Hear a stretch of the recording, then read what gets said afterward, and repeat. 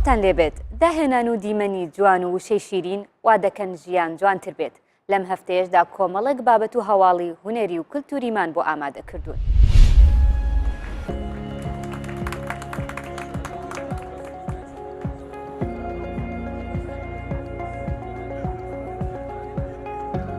خوێندکارێکی کۆلێژی هونەرە جوانەکانی سەلاحەدین پێشانگەیەکی فۆتۆگرافی دەکاتەوە و دەیەوێت لە ڕێگەی فۆتۆکانیەوە خۆی بە خوێندکارانی کۆلێژەکە بناسێنێت. خۆزگە حەسەن لەم پێشانگەیەدا پۆرترێتی منداڵان پیشان دەدات و لە ڕێگەی چاوەکانەوە کەسایەتی مرۆڤ دەردەخات. ماوەی تقریبا 3 ساڵە کاری فۆتۆگرافی دەکەم. یەکەم جار لە کاتی دەستپێکردنی شەڕی داعشەوە دەستم بە کاری فۆتۆگرافی کرد.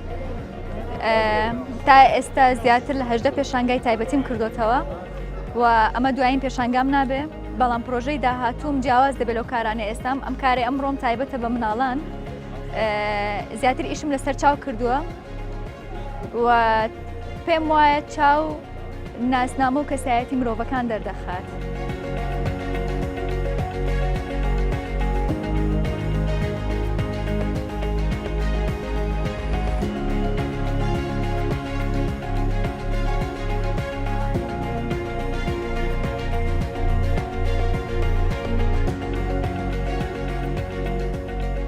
پیشانگایەکی زۆر باشە و لە ڕووی هونەریەوە ئاستێکی بەرزی تێدا و ئیشەکان هەمووی بەگشتی ئیشکردنە لەسەر پۆرترێت و ڕوخساری زۆر تراژیدی لە فۆتۆکان دەبینی. تایبەتمەندێک لەو ئیشانەیە کە هەموو فیگەرەکان سەیری بینەرەکەن، ینی ڕاستە و خۆ بەرکەوتنێک حیوارێکی هەیە بەبێ قسە تەنها لە بینینە ئیشەکان. زۆر جار دەبینین هونەری فۆتۆ هێزێکی تیا هەیە. ئەویش چیە؟ ئەوەیە کە دەبینی فۆتۆکە ڕۆڵی فۆتۆگرافەرەکە زیاتر پیشان دەدا لە کاتی نمایشکردن. ینی هەز دەکەمە ئیشی سوودفە نییە، ئەوە ئیشێک نییە کە بۆ جوانی کرابێ.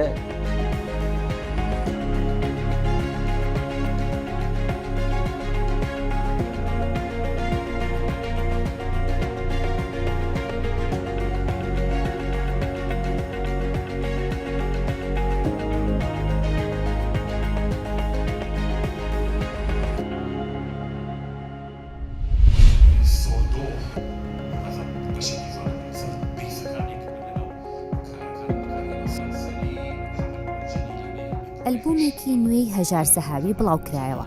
ڕەگی کۆن گەڵای نوێ نوێترین ئەلبومی هونەرمەند هەژار زەهاویە، لە 8 تراکی میوزیکی پێک هاتووە و لە شاری سلێمانی و لە مەراسیمێکدا بڵاوکرایەوە.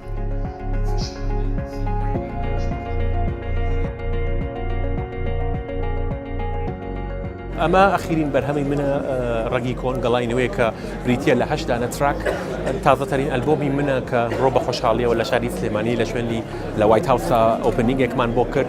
بریتە لە 8 دانە تراک و ریتمە ئەو ریتمە جۆرا و جۆرانەی کە تەئسیری من هەبووە لە زۆر موزیکی گەلانە و لەناو ئەم ئەلبۆمەیە تعبیرێکە لە ئێستای هەژار، لە ئێستای بۆچوونی هەژار، لە شێوەی ژەنینی منی ئێستا کە زۆرتر فۆکسە کاتە سەر ریتم، بەڵام لە هەمان کاتشدا 6 دانە ژەنیاری عالەمی ئینتەرناشناڵ لەناو لەگەڵ ئەم ئەلبۆمەیە لەگەڵ منە بەشداریان کردووە.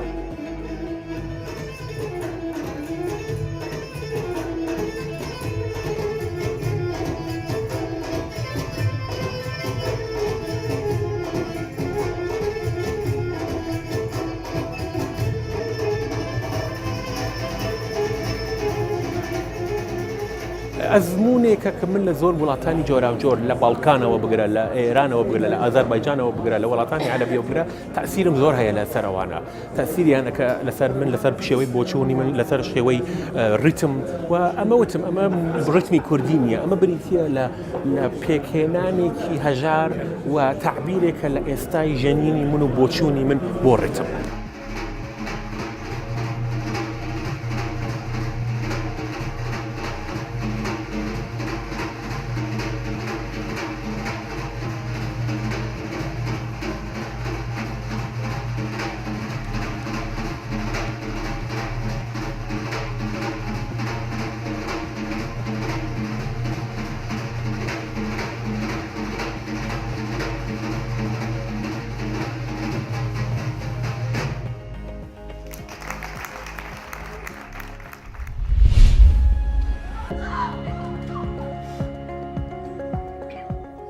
شانۆگەری ئافرەت لە دۆزەخدا لە شاری هەولێر نمایشکرا. شانۆگەریەکە لەلایەن هیوا سوعادەوە کاری دەرهێنان و سیناریۆی بۆ نووسراوە. شانۆگەریەکە باس لەو ڕەفتارە دڕندانە دەکات کە بەسەر ئافرەتدا هاتووە. لەلایەن 5 کچەوە ڕۆڵی ئەم شانۆگەریە بینرا.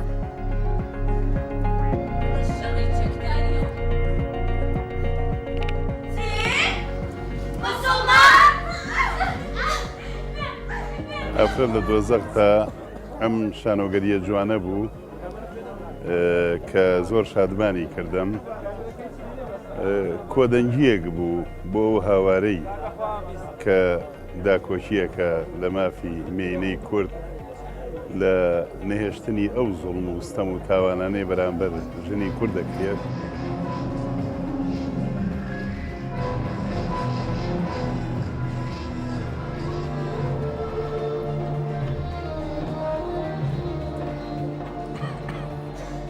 لێرەیەوە هەست دەکەن کە هەمووی ئاین و کللتور و دابوونەریت و هەمووشت ئێمەیان وا لێکڕۆ، بەڵام نەخێرەوە خۆی دڕندەی مرۆڤایەتی بووە. یعنی هەمووی لە هەموو لایەکەوە دڕندەی هەر هەبووە، هیچ ئاینێک، هیچ کللتورێک، هیچ دابوونەریتێک پەیوەندی بەو توند و تیژێوە نیە، تەنها دڕندەی مرۆڤە.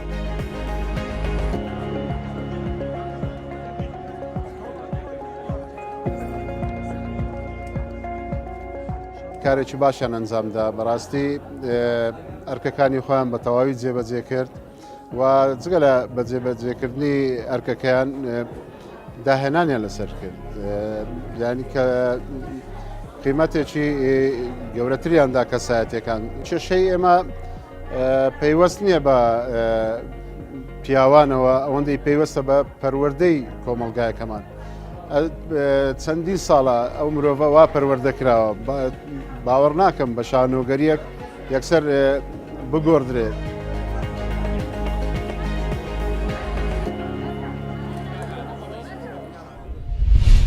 لە نێو ڕۆژنامەکاندا زۆرن ئەو شیعرانە پێویستە مقەس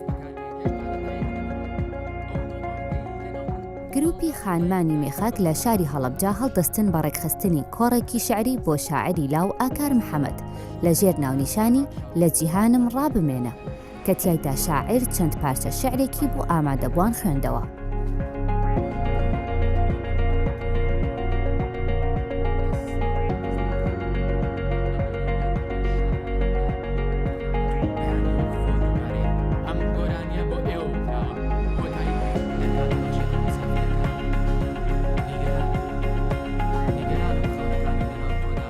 با ئێمەوە باسکەین چۆن ئیش لەسەر بە کولتورکردنەوەی خوێندنەوەکەین، چۆن لە کۆمەلگایەکە خوێندنەوە بکەین بە کولتور، نەک بۆ کوڕەکان، بۆ کچەکان، بۆ مناڵەکان، بۆ داتاکۆی کەتر پاشخانێک دانەی لە کۆمەلگایان کۆمەلگایە پێوی بەبێ کتێب یاخود بەبێ ئاستی معریفە ناتوانێت بڕابەڕێەوە ژیانی خۆی کۆکات.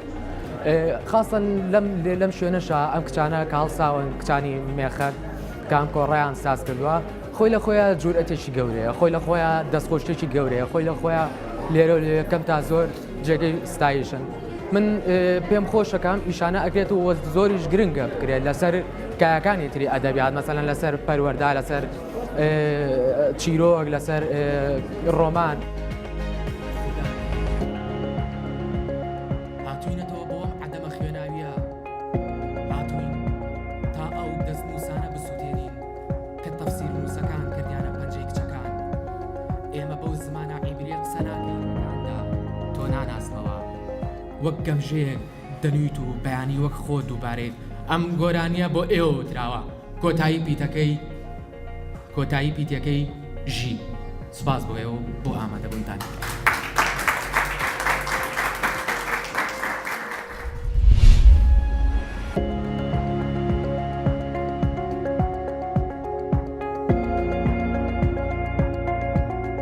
ڕۆمانی خۆچن لە شاری هەولێر بڵاوکرایەوە. ئەم ڕۆمانە لەلایەن هاوکار جەبارەوە نووسراوە و یەکەم ئەزموونی نووسینی ڕۆمانی نووسەرە.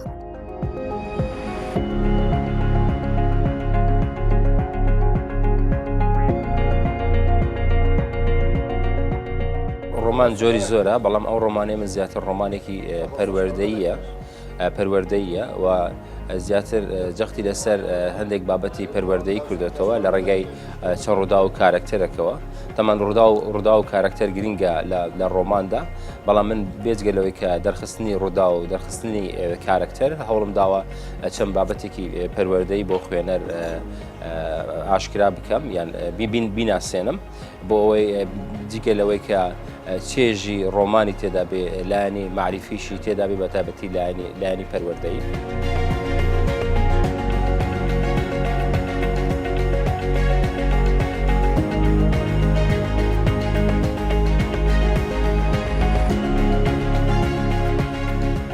کارکتەرەکە کوڕێکە بە ناوی گۆدار کە کۆمەڵی خولیا و خەونی هەیە و دەوێت ئەو خەونانەی خۆی بێنێتە دیوە یەکێک لەو خەونانەی لە تەمەنی لاوێتی ئەوەیە کە زۆربەی کێشەکانی خۆی بۆ دەبستێتەوە کە زمانێکی جیهانی نازانێ بۆیە هەوڵدەدا زمانێک فێر بێ کە زمانی ئینگلیزیە و پێی وایە ئەگەر زمانی ئینگلیزی فێر بێ توانای ئەوەی دەبێت کە بفڕێ.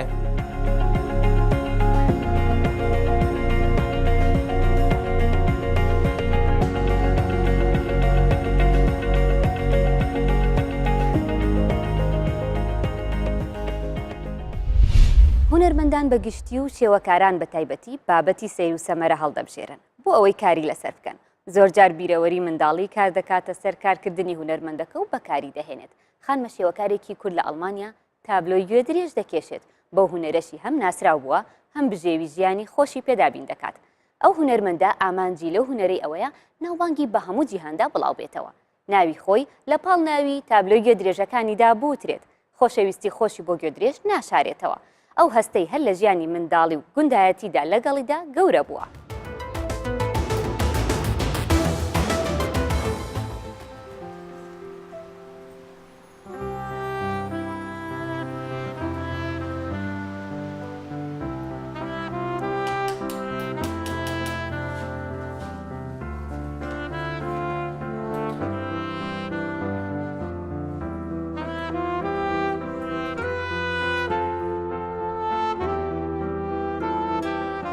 وقتی که بچوک بود ام چون گند دگوت نکه ناو آبی هنتی که ناو آبی اوی کبجال بنگیوه بوده وقت حتی کری بوز نه آنیرینه دجو بناده ایجا میج دگو کری بوز دکیه وقتی کری بوز نبیجا آیی دنی کاری که ناو آبی ایجا ام ناو گند گریان مده پرسیج آبی خوان را متکی خوره مدگو کری بوز دکیه او دگو کری بوز لبه تونیه 10 kilometre dur.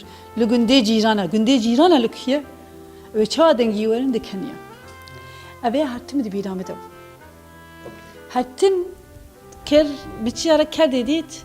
Az de kenya medugo avi kera roki aztekem tengasti evere ciyana mı khalas bak.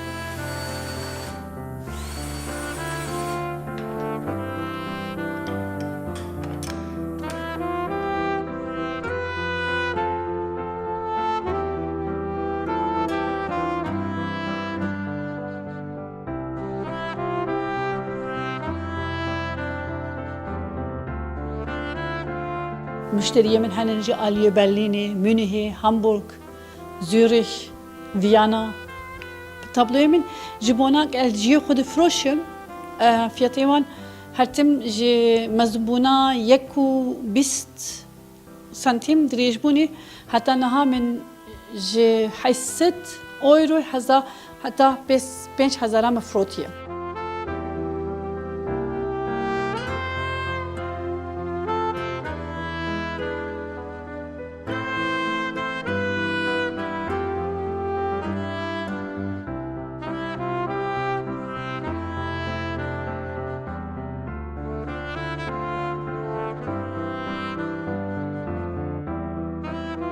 اگر از لسر هنری خو بیم ناس کرم از دخوازم بکرا بی ناس کرم از دخوازم وقتا که یک ببینه او بیشه با کرک با خالصه جی لیوره رکن جی لیوره وقت بی حس کرم از ویا دخوازم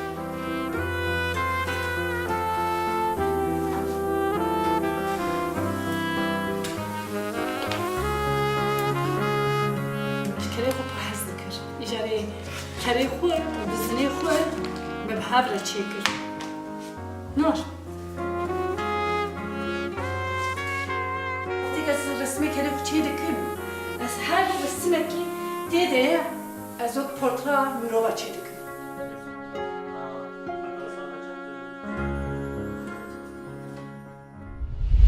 نووسەران لە هەوڵی بەردەوامدان بۆ زیاتر دەوڵەمەندکردنی کتێبخانەی کوردی لە ڕێگەی بەرهەمەکانیانەوە. نووسەر و شاعیر فەرهاد حاجی یەکێکە لەو نووسەرانەی دەڤەری بادینان کە خاوەنی چەندین بەرهەمی چاپ کراوە. گرنگی بە مژارەکانی شعر و زمان دەدات و چەند دیوانێکی شعری هەیە. هەروەها هەڵساوە بە کۆکردنەوەی بەرهەمەکانی هونەرمەند ئەردەوان زاخۆی و کتێبێکی لەسەر ژیان و گۆرانیەکانی ئەو نووسیوە.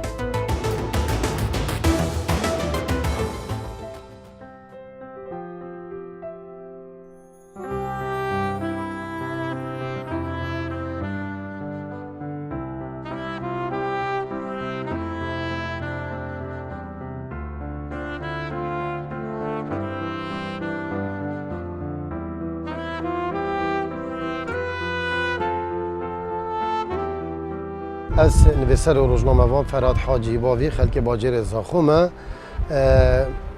هر دست به که خواندن کتابخانه اشتراطی و حتی کلیجه مل باجر زاخو تمام کردیتش نوتایی که پیدا مساعد کرد گوار و روزنامه کردی تایبتی دورا زاخو دوی که مساعد کردنی او بابت تینا نویساندن توری تینا بالاف کردن ادشی ما کام بنویسم من دو سه جا نشانده اولاش دا گفتم ما وجوک وانه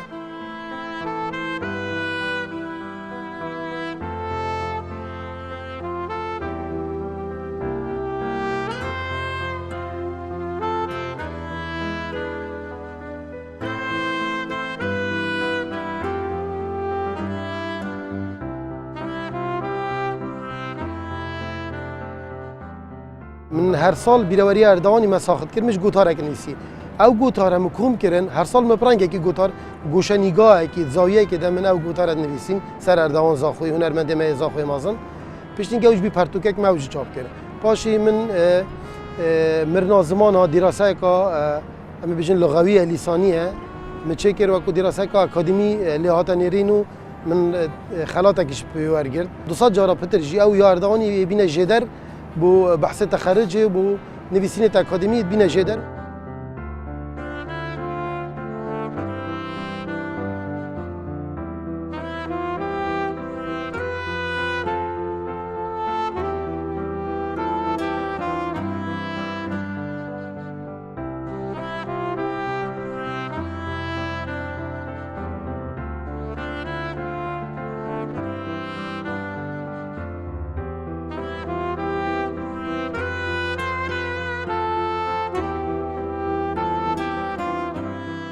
من شش برامتانه بری سال بنیوی به دیوانه یا دوی اردوان زاخویه و کلینکا هنری هزریه یا سی مرنا زمانه و کلینکا زمانیه یه چهار علی بابا چلدز دیوانه یا پنجی گریکن هزرا کردیه او و کلینکا هزریه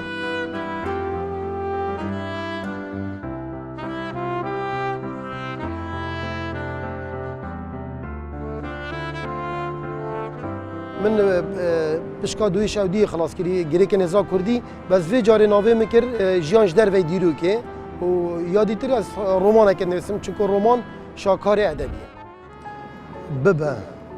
ببا باران الدلی من حشک صالیه ببا بفر هستت من حیجن پزک کیویه ببا آف هناف بیابانک خود جستان دیا عربیه اس آریه که خوین ظلالمم پرچات محفیرک فارسیه اصولات خمامه و گرنجینات دولتک ترکیه ور من شد بکبدیتن آخه نه او شراب ایش تریک فرانسیه ور مش میجد خواست من اک دلیم بگویشت زین دیب کت ما زین دیبین چیه باور کن اوینک کرمانجیه یانجی شرک پیس براکوجیه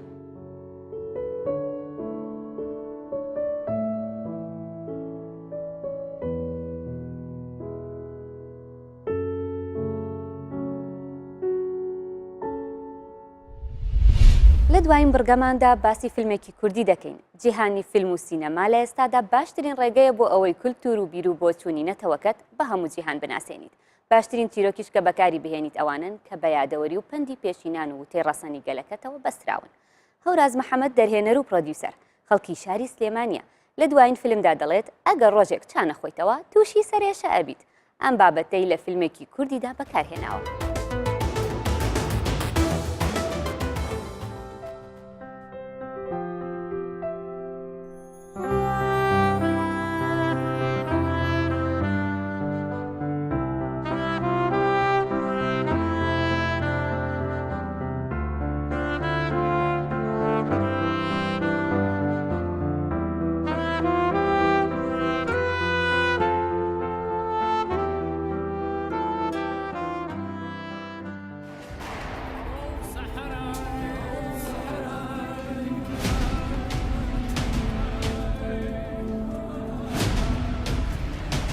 ماوەیەکە خەڵکی ئەم شارە تووشی ژانە سەرێکی خراپ بوون دەورە بچوو سەریان هێشێ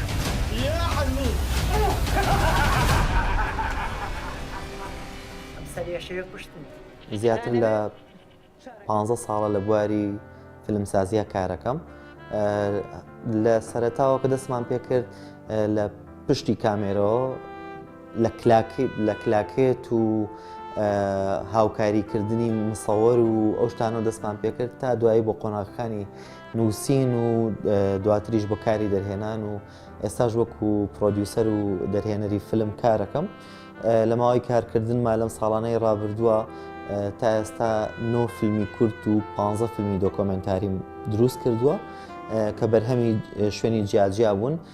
بەشێک لە فیلمەکانم بەشداریان کردووە لە فێستیڤاڵە ناوخۆییەکان لە هەرێمی کوردستان هەروەها لەگەڵ لە فێستیڤاڵە نێودەوڵەتیەکان بەهۆی فیلمەکانمانەوە توانیمانە چەند خەڵاتی نێودەوڵەتی بۆ باشترین بینەر بۆ باشترین دەق بۆ باشترین دەرهێنان وەربگرین. بەردەوامین لە کاری فیلمسازی. شارەکەتان بۆ بخەنە سەر مەملەکەتێکی تازە، مەملەکەتێک کە گورگ بوو مەڕپێکەوە ئاو بخواتەوە لەسەر یەککانی.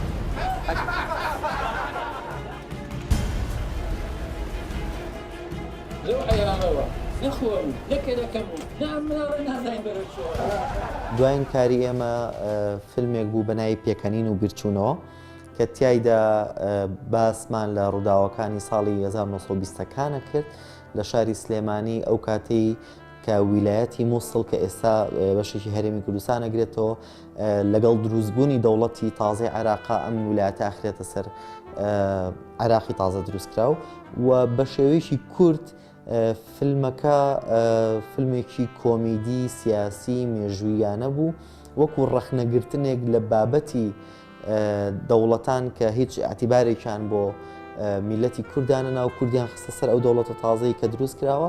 بەگشتی فیلمەکە باز لە شارێکەکە کە خەڵکەکەی هەمووی ماوەیەکە بەهۆی چانە خواردنەوە تووشی ژانە سەرێکی قورس بوون بەهۆی ئەو چانە خواردنەوە سەبەبەکەیەوە کە چانە ماوە لە شارەکە چونکە ئینگلیزەکان ماوەی چەند مانگێکە قەسفەکەن لە دەوروبەری شارەکان هیچ چایەک نەهاتۆ لە شارەکەەوە.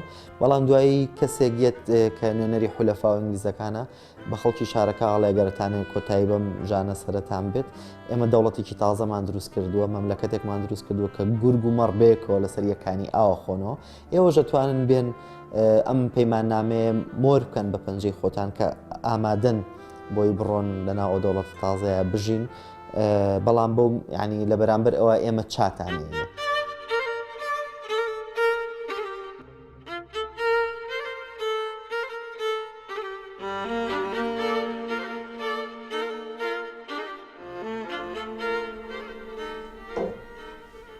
ئەوە منە ڕۆم تۆ خەریکی پاکردنەوەی ماڵەکە بە تۆ دیچکەیەمەوە. باشە باش.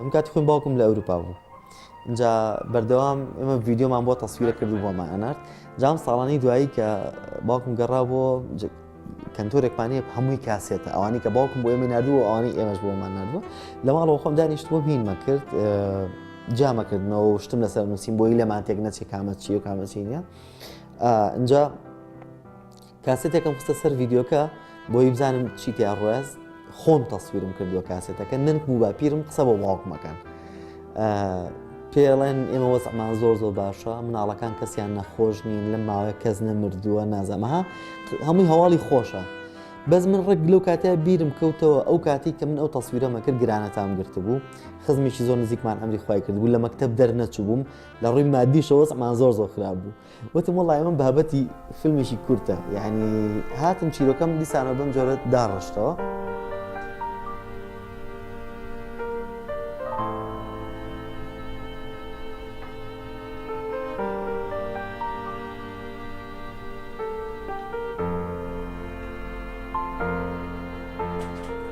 کاکەژیان هەر لەگەڵ چاوم لێداگرتی ئەوە پەنجەی پیانێ و داگیرێنە کە ئیشارەتیشم کردی یەکسەر بیوەستێنە باش